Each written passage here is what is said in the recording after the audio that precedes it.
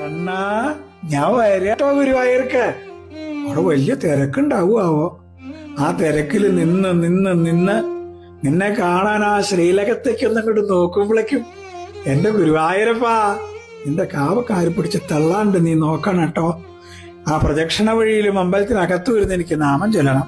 കൂടെ വന്നേക്കണൊക്കെ പോവാ പോവാ പറഞ്ഞാൽ അവര് പോവേ ഉണ്ടാവുള്ളൂ, ഞാൻ പോവൊന്നുമില്ല. എനിക്ക് നിന്റെ പ്രസാദം ഉണ്ടണം. ഇതൊരു സ്വാദാ പ്രസാദം ഉണ്ടാൻ.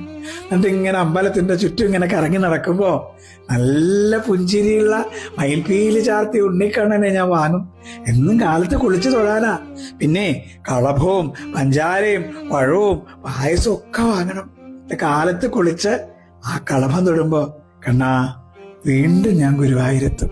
എന്റെ ഗുരുവായൂരപ്പന്റെ കൂടെയാവും ഞാൻ.